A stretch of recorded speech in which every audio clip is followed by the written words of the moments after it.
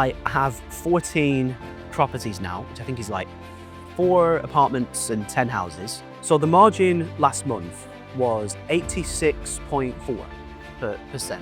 Yeah. And we're doing between about 450 and about 600 a month US dollars cash. I think when you can have a structure like this, it gives you a massive edge. You don't know what I know. You know, they say money doesn't make you happy, and there is truth in that, but it can certainly buy you amazing things that do make you happy. Client acquisition, you know, that's the main driver for most people, because at the end of the day, your business is there to collect cash. With anything in life, it's just planning and just knowing what you want, and then you understand how to get it and you get it. Welcome to the Freedom Podcast, where we discuss financial freedom, business growth, and living life by design. Today, as you can see, we're in beautiful Bali with a very special guest, William Brown. He has grown 2 companies past 8 figures. He recently purchased this amazing place, and he also owns an apartment in Dubai, which is pretty much the most qualified guest that you can have when it comes down talking about topics like financial freedom, business growth, etc. William, I'm so thankful for you inviting to our place, and it's quite rare to see entrepreneurs of your level like really openly able to share the knowledge and wisdom. So thank you so much for that. Big pleasure, man. No, it's really, really awesome to be able to have the conversation. And last time when we had a chat, that was during your mastermind, also here in Bali. It was like 4 or 5 months ago. Mm-hmm. You mentioned that you were in the process of actually buying this gorgeous house, a villa, you can say. Could you take me through the process of what that looked like and how that came about? Yeah, for sure. So I lived in Dubai for about 4 years, and I'd scaled and then sold my last company, and then started the YouTube channel, wrote the book, started the new company, Build, Grow, and Exit.com. And dude, Dubai is such a awesome but heavy place. It's really very, very intense. The environment, I just needed peace. And I've traveled around the world quite a lot. I've been to over 45 countries, right? So I've been all over the world. And Bali was the #1 place that just seemed to bring me the most peace. It's just such a beautiful, relaxing environment here. You know, all the greenery, and the people are amazing, and it's just the best thing ever. So I thought, right, I want to have a home in Bali. What I call it a forever home. And what I mean by that is it's big enough for masterminds, it's big enough for friends to stay, it's big enough for family to stay, it's big enough if you have kids. That's my definition of a forever home.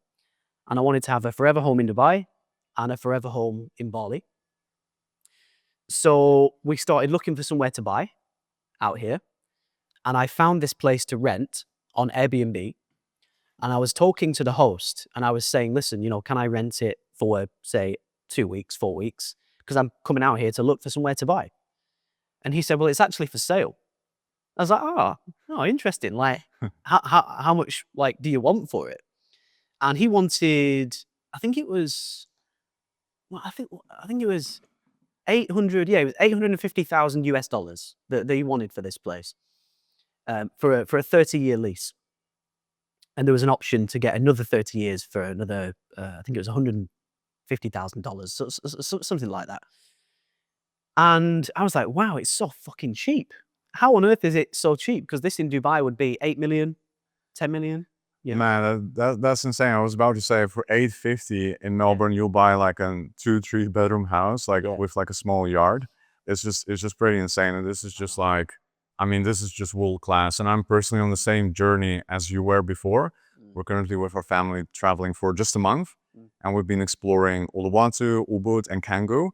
Just 3 completely different areas to see where we potentially can stay, maybe like 2-3 months. Because in Melbourne, we've got the opposite what you guys have in Dubai.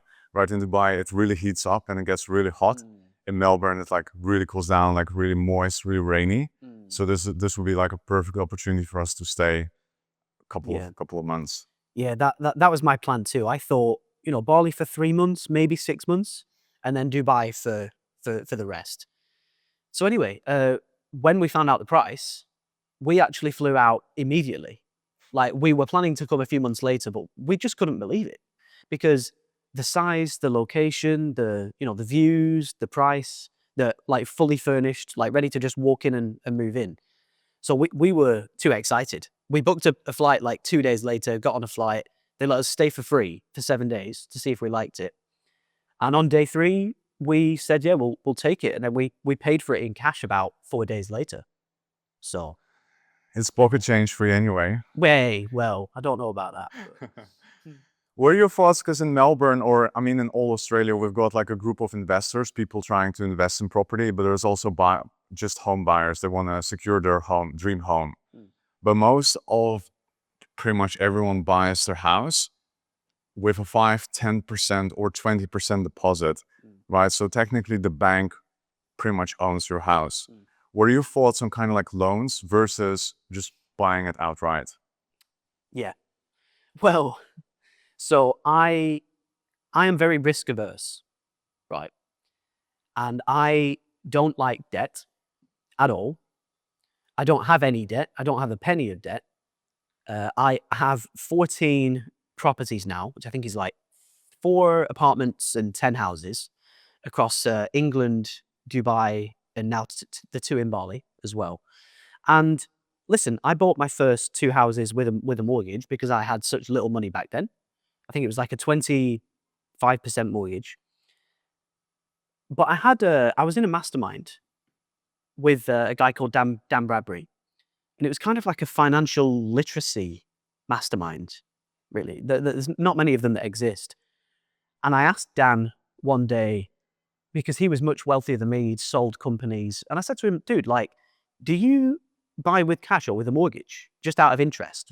I just let me ask someone bigger and better than me, who's done a lot more than me. And he was like, why would I use a mortgage? Like, when you've got millions in cash, why on earth would you use a mortgage? He said to me something like, for people like us, where we make a lot of money, we don't have to use mortgages, which is a very nice like advantage. But also, he said, just debt is risk, and as a business owner, you want to keep risk as low as possible.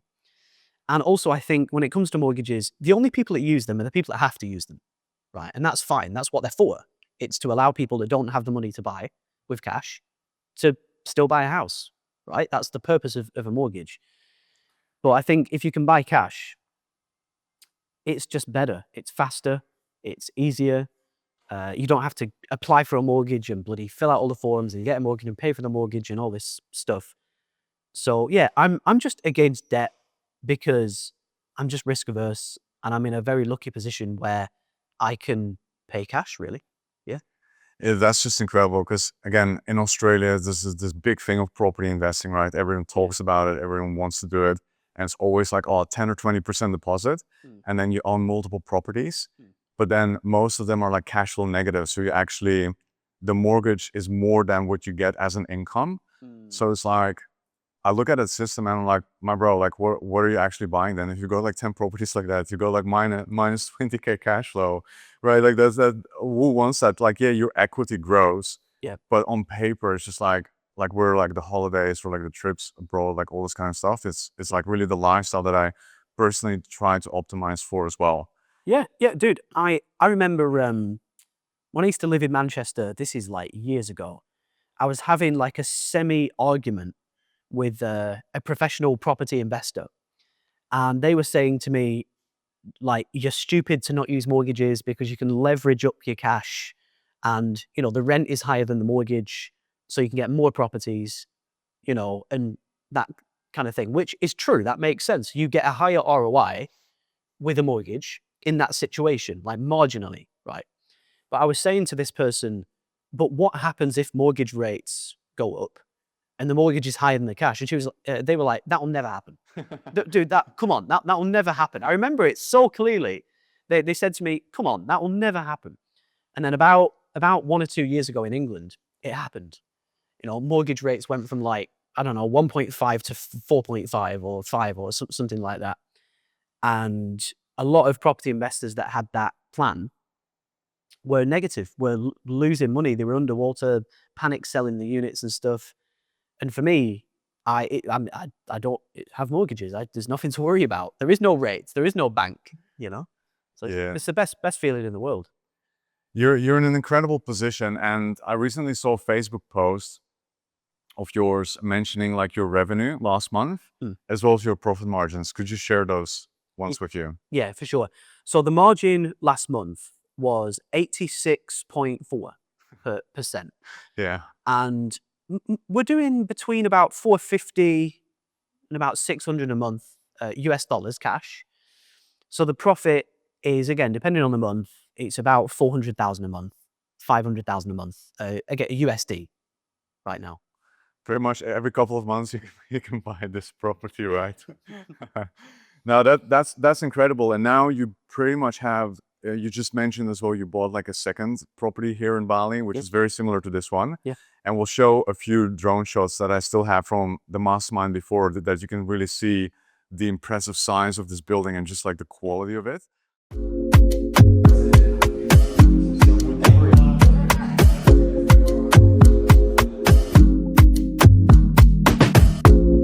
Yeah, you got a property in Dubai. You've got a second one here in Bali. Yeah. But that hasn't been always like that, right? Could you take me back to William Brown? You just mentioned you were a musician back then. You were kind of trying to figure out your life. Could you take me to those moments that really sparked that fire in you to pursue online entrepreneurship?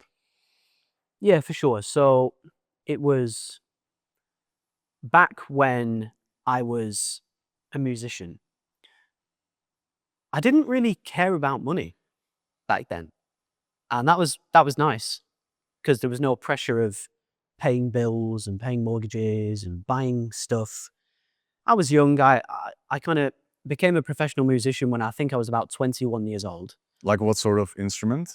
So I was producing electronic music. Okay. And DJing in clubs and festivals and stuff like that all over the world. And I lived with my parents, and I just loved the craft. I just loved making the music, loved DJing and playing it. And then when I got to about 25, 26, something happened where, one of my friends got married, my first friend to get married. I was like, interesting. You're married. And then he bought a home, like with a mortgage. And then he had a house, and then he had a kid. And then one of my other friends bought like a really nice car. And I started to see these things happen. I started to think, I can't afford a house. I can't afford a nice car. My friend went on an expensive holiday. I was like, I can't afford that holiday. And money became more of a thing to me. And I was a bit more conscious of, all right, how much am I earning? How much am I saving? And I started to learn about money and investment. So I started going to like property investment seminars to learn, reading loads of books about, I don't know, investing and property and money and stuff like that. And I just started to really find it fun just to learn about money and investment and how you can use money to make more money. That just fascinated me. And, it became a bit of a dream to one day have my money working for me rather than me working for the money. That's always been a dream.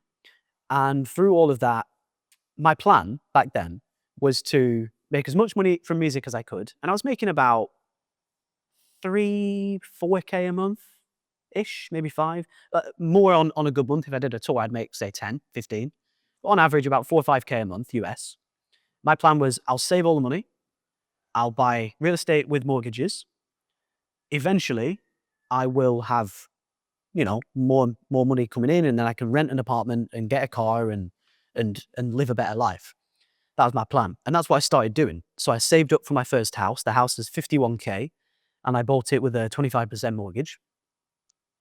Then I bought another one, which was like 60 odd K with a 25% mortgage. And those are my first two that I bought, that I still own to this day. And at one stage, I found out about trading financial markets. I came home, I was DJing in London one night, came home the next day, got home in the evening, sat down to have dinner, and there was a trading documentary on TV. Very glamorized, and it made trading look very easy, and all these people were making all this money with it, as you'd expect. Classic pitch. Classic TV, program about it. And it sucked me in. So I opened a trading account. I put some money in the trading account, accidentally grew that money quite a lot, and then lost almost all of it in a day, a few months later. Very typical story.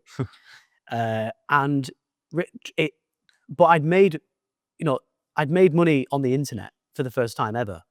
I'd never made money on the internet without working before. And I took about £500 and turned it into about 6 or 7 or 8 grand over a few months, about 3, 4, 5 months, and then blew almost all of it in one day. And it taught me that, wow, I can make money without working for it, just by pressing buttons on a computer. And that just blew my mind.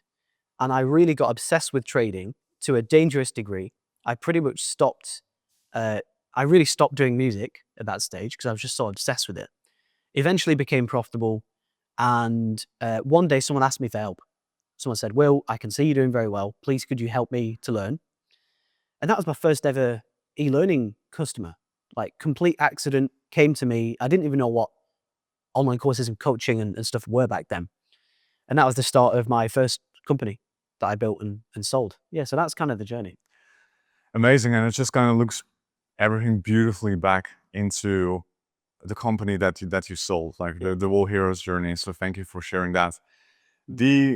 Were you back then in Dubai, or was the company structured as a kind of like a UK company?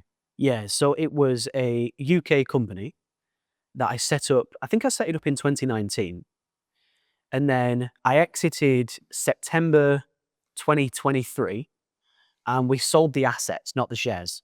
So I gave them the assets. I kept the company, and yeah. Crazy. And look, one of the reasons that you're able to kind of buy property like this and have like this crazy profit margins because you pay pretty much 0% tax. Yep. Can you share me the legal way of doing this while living in Bali as well as living in Dubai? Yeah, for sure. So I moved from Manchester to Dubai in, I think it was 2021, when the old business was doing about $250,000 a month cash back then with a webinar funnel. Moved to Dubai in 2021, sold the company. And so our structure now for tax, we have a US LLC. And for people that don't know this, if you're not American and you do business outside of America, a US LLC is classed as a pass-through entity. So there's no corporate tax due, right? So that's how you can legally steer around corporate tax. Now, obviously, let's say you have an LLC, your money goes in there, there's no corporate tax due for the reason I've just told you, and then you pay yourself into a Dubai personal bank account. Well, there's no income tax in Dubai. So it's no corporate, no income, right? So that's the structure for net zero. Well, in fact, there is. That's another conversation. So that is how you do net zero, right? Now, you need a Dubai company to live there and have a residency visa. Because I've bought real estate in Dubai, I was able to get a golden visa, right? So I've got a 10-year golden visa in Dubai, and that allows me to live anywhere in the world whilst maintaining the tax benefit. Oh, wow. Right? So that's kind like of next level. That's like how the puzzle kind of fits together. Man, that's just crazy. And I feel like it's quite of an advantage, man, compared to, let's say, if someone else runs the same type of company, e-learning company in Australia or UK or United States, but they're being hit with this corporate tax, there's income tax. Yeah. It's just actually something that, that's what I've been actively thinking about on a trip through Bali.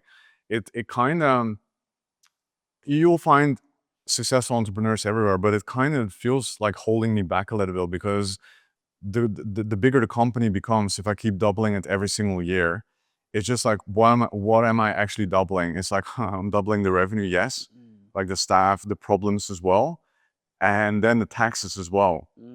So it's just like, I feel like there's just like a kind of like a sweet spot that you'll make that's just like very peaceful, good profit. But then like, if you go beyond that, it's like you get a lot of headaches with not much for in return. Definitely. Dude, I couldn't agree more. I think when you can have a structure like this, it gives you a massive edge over competitors. And even just to save corporate tax, that's like I mean, depending on what country you live in, that's like 20%. That's millions of dollars over the years that you can keep rather than pay out. So a good tax structure is really helpful. It gives you a massive edge. But you're completely right. When you scale a company, you scale the good and the bad, right? So you really kind of want to fix the bad before you scale, or else you're going to scale the bad, you know? You just mentioned your mentor, he was very wealthy as well in the UK. Could you give an example? Because you got like friends living all across the world, like and in the States and the UK, maybe even Australia or New Zealand. Yeah. Could you share perhaps like maybe stories without them mentioning the names? Like what are they doing, you know, like to like grow the business and kind of keep it within those particular countries that do have the tax systems in place? Yeah, for sure. Well, when I first moved to Dubai, and I won't say names, but when I first moved to Dubai, back then there was no tax, right? There is tax now. Oh, So in Dubai, there's 9% corporate tax now. There's still no income tax. But I was having dinner with somebody and I was talking to them about the corporate tax. I was like, oh God, we've got to pay 9% now. He's like, no, we don't. I was like, what do you mean? Yeah, we do. It's 9%. He was like, dude, you just set up a US LLC and it's classed as a pass-through entity. You go around, you pay yourself. I was like, wow, you know? So all the things that I've learned have just come from other much bigger entrepreneurs. That guy had like a 70 million net worth. So he was bigger and better and smarter than me. But yeah, these are just the little things that I've learned from bigger entrepreneurs over the years. And that was one example because I just didn't even know that. And if it wasn't for dinner with that guy, I might still not know that. I'd be paying, corporation tax for no reason. So that was one example. And also the golden visa thing as well.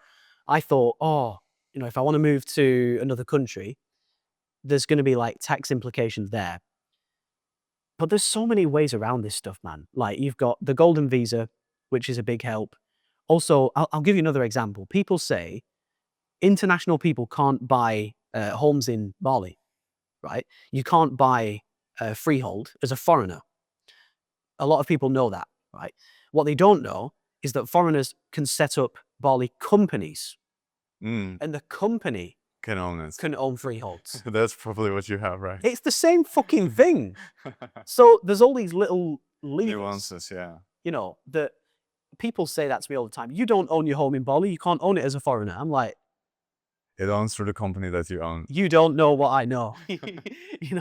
So there's all these little loopholes. And I've been learning a lot over the last few months about trusts and holding companies and holdco structures to both protect companies, protect assets, and also build groups like we were talking about earlier. That's a different kind of topic to this. But it's really fascinating, man, how you can steer around these rules when you've got knowledge and money. It's interesting. You kind of play a different game. You don't learn this at school, right? Like they're not gonna you got this LLC structure, all that. Yeah. No, I'm very, very thankful for you sharing this. But with the mentor that you mentioned in London or in the UK, for instance, like what do they do, for instance, that they still pay tax? Like what are they doing? Are they just like taking the hit, or like what's their mindset behind kind of like staying in these countries? I personally really love Australia. I think it's a beautiful place to live and amazing place to let my kids grow. But yeah, I'm just like, yeah, wow, like how can you change the mindset if you're a coach from United States, for instance, or the UK? I agree because I've just had a friend actually go back to England and go back to paying tax, right? Which that just blows my mind. Why would you move to a cold, rainy, shit, high tax country? But he just loved London. And in fact, I've had two friends do that and move back to London now. But the caveat is they'd already made a lot of money. They'd already made 10, 20, 30, 40 million.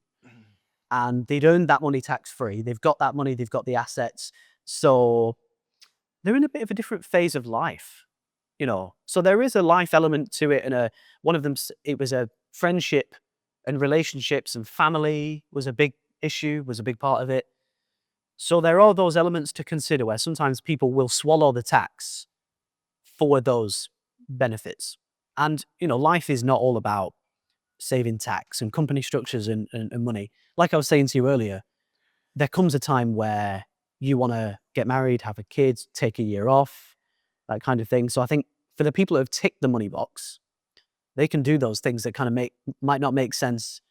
And I think you shouldn't do them first. You should, like I'm a big fan of what I did. Go to Dubai, lock yourself in a room for 4 years, make as much money as you physically can, pay no tax, build wealth, then you can do other stuff later. Now you got like all these options across the world. You can move there, you can move there. Yeah. You got all the houses, all the assets. Yeah. The mindset that I kind of shifted to is like, look, if I'm paying tax, that's fine, but then I'll fully automate the business. We talked about taxes, we talked about business growth, how you went from DJ to selling your company, moving to Dubai.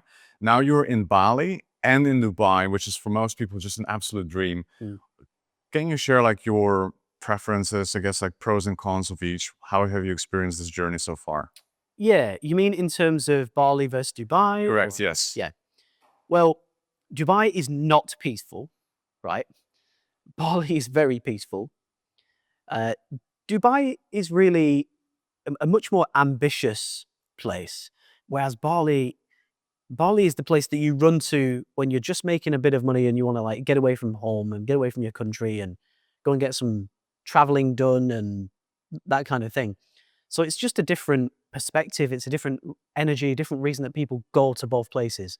You don't go to Dubai to have a little holiday and relax and, go there with your 3-4K a month business, You just, it's too expensive. It's too intense. It's too ambitious of a place.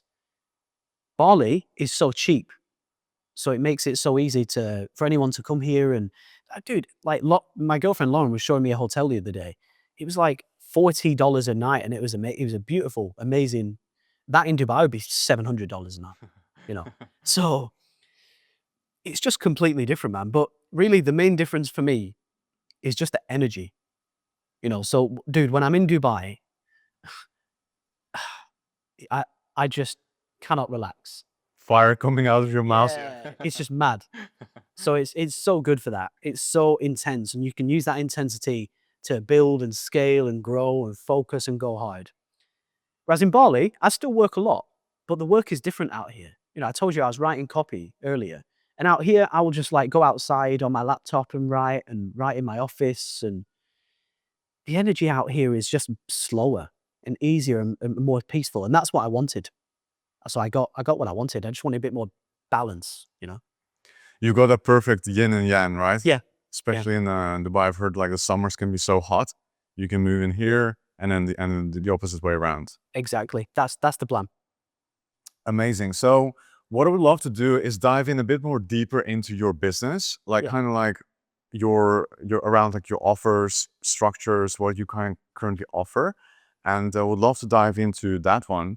Could you walk me through your current offers, what you guys are selling at the moment? Yeah, for sure. So we do the 3-day mastermind in Dubai. We do the 1-day mastermind, usually here in Bali. We have a group program, a one-to-one program, a done-for-you program. Technically, we have a software, which is a go high level white label, right? And on occasion, I will do like, I'll talk at masterminds, or sometimes I sell my time, not very regularly. I sell my time for $3,000 an hour every now and again when I've got time. But the key offers are the group and the one-to-one and the done for you. Yeah. Amazing. And you've previously scaled your past company solely with paid ads. It was like a webinar funnel. Yeah. This one, you chose the personal branding route, right? And really kind of like selling hey, this is my achievement. This is what I've accomplished. Yeah. What is your experience with both? And which one do you prefer? Yeah, it's really cool. I've been able to do both. So the first business was just ads. This business, until recently, has just been purely organic. So I've seen the upsides and downsides to both. And there's one very clear upside and downside, and that's just trust. So from cold ads, the close rate's lower, the show rate is lower, the trust is lower, and it's harder. But when you get it working, you can control the scale. You can buy as many calls as you like, buy as many sales as you like, scale as far as you like, within reason. So paid ads, The downside is trust and lower numbers, and it's harder. But when it works, it is, you can make so much money so fast. Right? Organic, the trust is massive. People watch your videos for 30 minutes, 60 minutes, 1, 2, 3, 4, 5, 6 plus hours, and they like you, they trust you, they respect you, they choose to work with you before they've even booked a call, right? So the close rate's higher, show rate is higher, they'll pay you more money with less objections. It's the best thing ever, but you can't scale it, you can't control it. So when you put out a video or a reel or a post, you're really just hoping for the best. Up to the YouTube gods to see if they pick up your YouTube video, right? Exactly. So there's an upside and a downside to both. Yeah. Yeah, we found as we run paid ads and funnels predominantly as our core offer, we find that if clients don't have like a strong organic base with a lot of testimonials, even if it's a YouTube channel that's kind of dead, but it has like some type of content on, it's just like they really struggle. Like I feel like we're in a world right now where clients and prospects, they just need to see everything. They need to see a podcast, 1 or 2. They love to kind of shop around your website. You need like all the social proofs. And that's where we find the paid ads campaigns really shine. Speaking about the organic marketing on YouTube, you've got a very interesting, very fun approach to creating titles and YouTube videos. Can you share that one? Yeah, for sure. Well, dude, this is the subject of the 5-day challenge. So it's called the Profitable Personal Brand Challenge.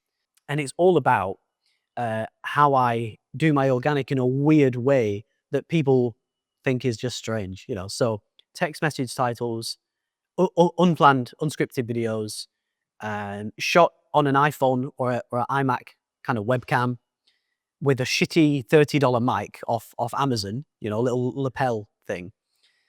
And for me, it's more about fun. I know it sounds weird, but I think when you have fun, you make better content that's more authentic. It helps people more. And therefore, you actually get much better reactions from the audience. They connect with you more. And it builds trust faster, and then they buy faster. And it's actually easier than all the planning and editing and scripting and stuff. You know, so it's quite weird. It's easier and it's better. That's quite rare that you find something that's easier and better, you know. In the description, we'll put down a link for your challenge so people can check it out, opt in, and explore those options. I would love to hear your mission statement. That was like when I heard that one for the first time, it was like a really funny one. What's your mission statement of your company? Yeah, the mission statement, man. It's so funny. Like when I sold the last company, I remember I was walking around my apartment in Dubai, just thinking like, what do I want? I've got freedom now, but what do I want in life? I remember thinking, well, I want to make more money because I want to see how far I can go. Yeah. Like, if you can make money, why stop? Almost. So I want to make more money, but I want to have fun though. You know, it's got to be bloody fun. I've got to enjoy it, and I've got to help people. Because if I'm not helping people, it's just empty. You're just a robot, you know. So I thought, right, well, that's what I'm going to do. I'm going to make money. I'm going to have fun, and I'm going to help people. And that's the mission statement behind the company. Yeah, it's not the traditional mission statements or like we inspire like da da da da da, you know, like it's just like we want to make a lot of cash, we want to have a lot of fun and help people as well. Now I find it amazing, man. Yeah. You've also written a book, How to 10 Mil. Yeah. Can you share the thought process behind kind of creating the book and like how you went with writing it and stuff like that? Yeah, definitely. Dude, the book was actually more for fun because I've always loved reading books, right? Since I was very young. Wanted to have my own book. I just thought, how cool would it be to have my own book and see it and hold it? And I just thought that'd be really, really awesome. So I always wanted to write a book, but I wouldn't let myself write one until I thought I had something important to write about, you know. So I waited a long time to write that book. I was going to write a book back in the music days, but I just thought, I'm just not good enough. I'm not special enough. I'm not big enough to write it with credibility. But then after I built the last business, made almost 20 million and sold it, I thought, you know what, there's something special that I can share here. So I finally wrote the book. It took 1.5 years. It was very, very fun. I really, really, really loved writing it. My girlfriend made the cover on Canva at breakfast in Thailand in about 5 minutes. So thank you, Lauren, for the cover. The cover's so good. It's just awesome. She'll get her shares. Yeah, hey. Well, she's got her shares already, you know. So there you go. But yeah, it was really fun to write that book, man. And again, I just really gave it all away, because I thought I've got enough money and stuff. So let me just really give everything to people to really help them. And I just thought, if I help enough people, surely some of them are going to want to become clients as well. And that's how it's been, you know? Yeah, that's a phenomenal mindset to have. I noticed that across a lot of really wealthy people and people that have achieved like, great wealth and stuff. It's like kind of like they give away pretty much everything that they have without like really having a scarcity, like, oh, like someone will take it or something like that. That's incredible. What other beliefs do you have around pricing or perhaps like how money works or how Mm. to grow a business? Could you share your beliefs? Because I think like that's really the DNA of like when someone watches this podcast, it's like those beliefs is something that everyone kind of should be writing down and like really implement like pretty much straight away. Yeah. Oh, well, one key belief that I have is that you can learn to make more money. There is a system, there is a formula to it, whether it's copywriting or pricing or funnels or ads or offers. There is like a scientific formula behind making more money, you know? And if you're not making, let's say, 1 million a month, usually it's just because you just don't quite fully understand the system that would get you to a million a month. So it's just like a knowledge gap, really. And this is why I love helping people, because I love just giving them the knowledge and just teaching them the little things that they need to do to make more money, and they do it and make more. It's very, very fun and very fulfilling. But to me, I think you can learn to make more money. So if you want to make more, you can learn to make more. You just need to find the right education or a coach or mentor who's kind of already done it. And I also believe that if you're smart, then you can really grow money and have it work for you, right? Rather than you working for the money. That's always been something that I've thought about. I've always done the math behind, right, if I invest this money there, I'm going to get that return, which is this much per month, this much per year, but it will compound to this. Or if I put it here, it will get this and it'll end up there. And it's like a fun project putting a investment portfolio together and putting some in real estate, some in this bank account, some in this holding company, some in this, I don't know, equities portfolio or whatever. I just love money. It's so awesome. And you can just do so much cool stuff with it. And it unlocks things that you can't access without it. So like this home that we're sat in, without money, we wouldn't be here. So money really brings life to life almost. And you can really have the best in life and have the best experiences. And they say money doesn't make you happy. And there is truth in that, but it can certainly buy you amazing things that do make you happy. A lot of options, connections as well. Yeah. For me, your mastermind was my first mastermind. And personally, the reason why I kind of went is like your content really resonated with me because you kind of keep things real. You're not like too overhyped when you're just like kind of shouting and screaming and kind of like, oh, this is like what we do. You're just like so peaceful and you're just like calmly explaining everything. Mm. And it was just like a very, very small setting as well. Yeah. Right. So I don't want to like I know you got like your Dubai mastermind with like a lot of people, but I feel like when it's like in a small group, it's just like it's just like an amazing energy. And Yeah. what also happened is like I signed one client as well from from your mastermind as well. So it was pretty much like, yeah, and it was like a really amazing person and the Darren. Yeah. So we ended up working together for a short period, and that's just like that was probably like my best investment in like coaching or consulting. It's just like I had an amazing trip coming to Bali, had this mastermind, got an amazing client, made a few friends, and it just went away. Like it was just like really crazy. So good, man. Well, dude, that's what masterminds are all about. I think people don't really understand the benefit of masterminds because all those things, like it's the experience, the learning, the connections. Sometimes you get clients from it. You learn how to make more money from it. Honestly, masterminds are so powerful, man. Awesome. I would love to dive into kind of our final topics, which are productivity, balance, as well as like manifestation, your personal thoughts and education. Then we're going to close off. Okay. So you mentioned you just shared some beautiful beliefs around like money, how it works, pricing, all this kind of stuff. one thing that I personally really struggle with, and I know that a lot of online entrepreneurs, especially because there's just so many confusions around it, there's so many people, so many distractions. How do you structure your day for success? Like, how do you wake up and know like exactly what to work on in, let's say, the beginning phases of your business? Maybe 30, 100K a month. You just sort of like, because that's what been really kind of top of mind for me. Yeah. Well, dude, I always find that there's always like one key thing, one main important thing. And I'll give you an example. Like when I found out about paid ads, I learned that you could run ads to a webinar and people would buy. And when I learned that, my only focus for like 2.5 years was the webinar copy.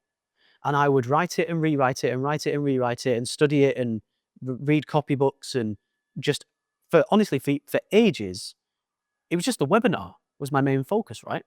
And then when the webinar slowly stopped working and we moved to a VSL funnel, then really the one and only focus was the webinar, the VSL copy and the sales team. So that was like the main core driver. And I'm talking here about client acquisition. Obviously, there's loads of things to think about, client success and profitability and bookkeeping, all this stuff. But to grow the business and to make money, there's always one thing, right? For us right now, our next main thing is the sales team. Hiring and training and managing the best reps that we can. That's like the main thing. So what's the main thing? You know, that would be my question to anyone watching this or even you. Like, what's the main needle mover? What's the most important thing? No, that's a really good one. For us, it's just like enabling paid ads. Paid ads. Paid ads, yeah, because we've been doing like organic marketing and cold emails. That's been working really well. And we've got a lot of our clients through referrals too. And the first time I actually started this business was with paid ads. But I had nothing, like no testimonials, no results.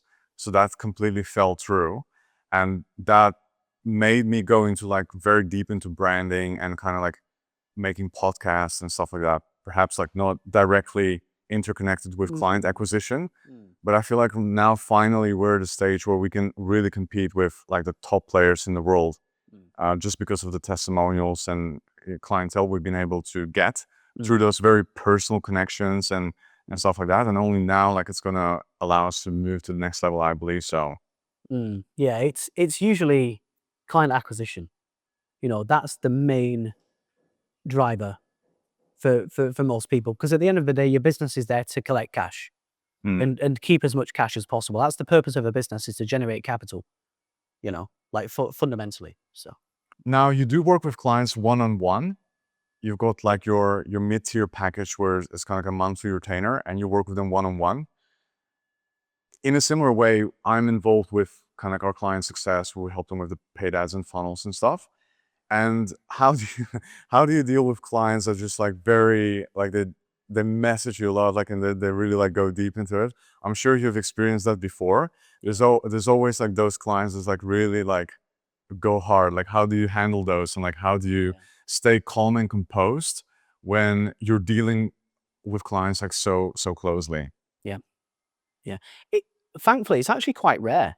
It's really, really rare. It's like 1 in 100 people that's like that. Yeah, wow. And I think that's because of the pricing and the brand, that kind of thing. But when it does happen, listen, I show them respect. I do my best with them.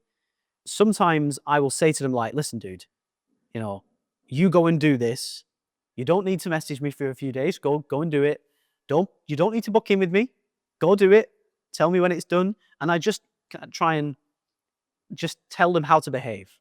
Really, that's one thing that I've learned, is it's important to tell your clients how to behave sometimes. You know, so when people join us, the very first thing that we do, we give them a document that says, right, step 1, watch the program. Step 2, book in your first 1 call here and fill out this form. Step 3, after that call, do this. And we teach them how to behave. So that can be very powerful as well, is like setting expectations. Yeah, because I found that those kind of like situations, they can really like create like a real big mental load, you know. And it's just like, and sometimes like when dealing with one-on-one with people, I was like, oh yeah, like that's pretty crazy. Yeah. Another health topic is just physical health beyond like mental health. with online entrepreneurship, like I find periods in the journey where I just completely neglected my own health, like physical exercise, all this kind of stuff. How have you been able to staying fit and kind of like maintain your health? I haven't. Look at me. No, I think physical health is not that important to me, right? Basically. And I mean, just look at my actions. I drink, whiskey and brandy. I smoke cigars pretty much every day. I mean, we're building a gym downstairs, right? As you know, but look, I enjoy going to the gym, right? But I'd rather be working, and health is important. I want to live long enough to become a billionaire. That's one of my goals, right? But yeah, I'm building the gym downstairs to help with that. I'm trying to make it as easy as possible for myself. But I kind of go back and forth. One of my old mentors, Sam Ovens, he used to have this graph, right? And he would say, for a period, you do your best and you do really well. And when you've exceeded your expectations, you take your foot off the gas and come back down. And then you're like, oh shit, like things are not good now. Right, let's focus again. And you go back up and things are good and you come back down.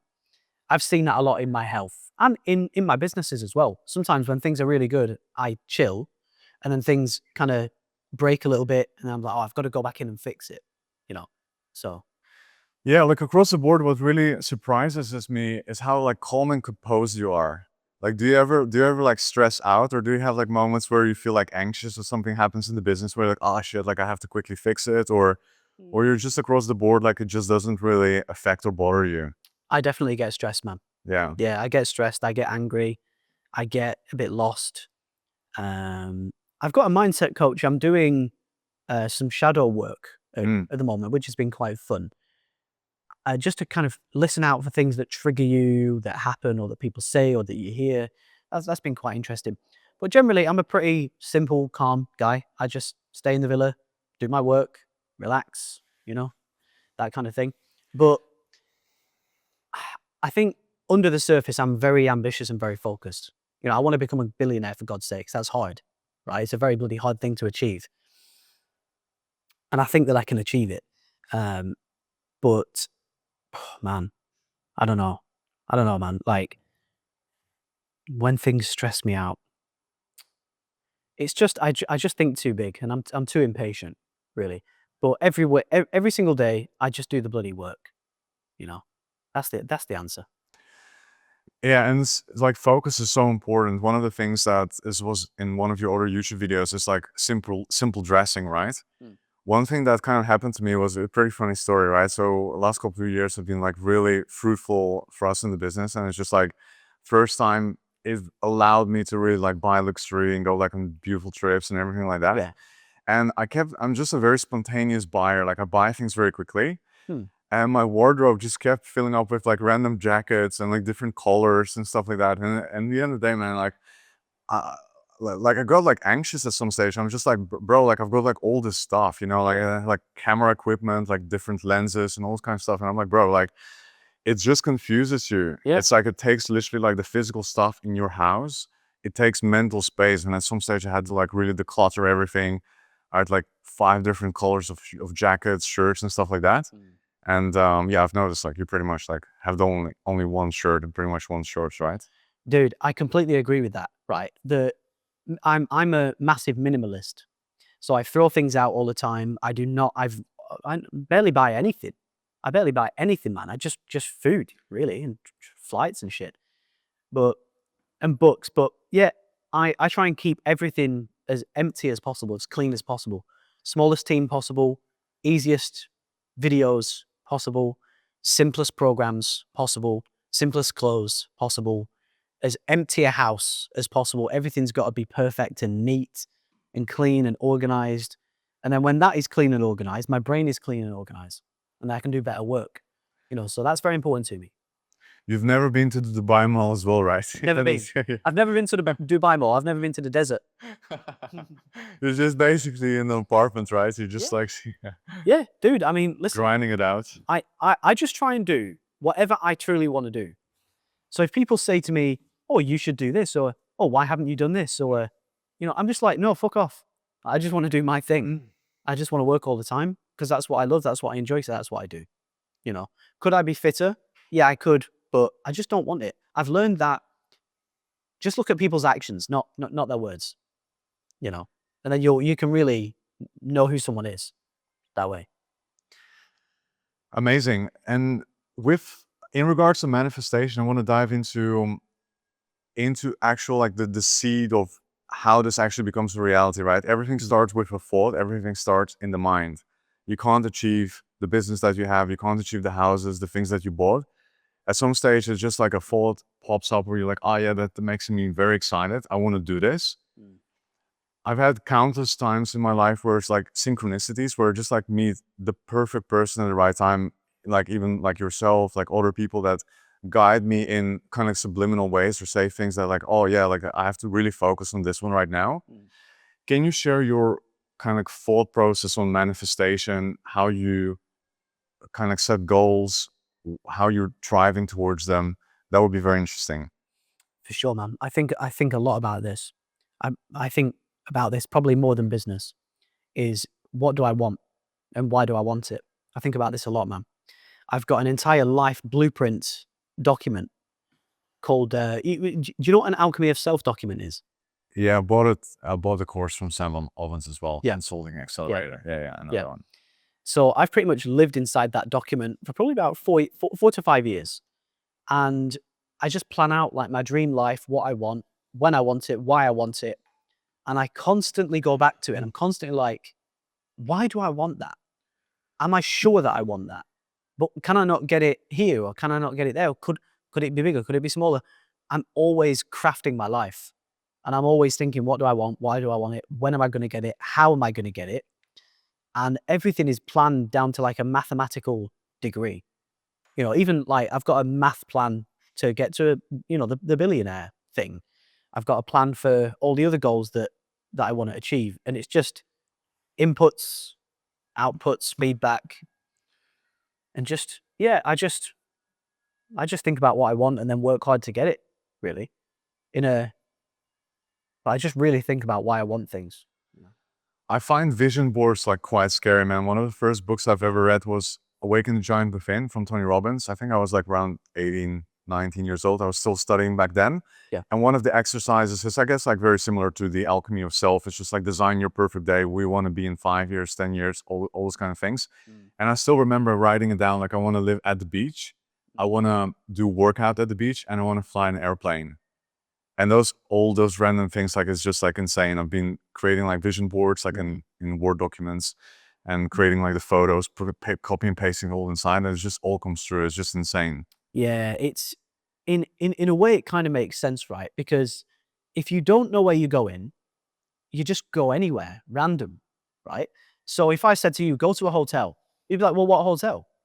Like just go to any hotel. You need to know exactly where you're going and exactly what you want.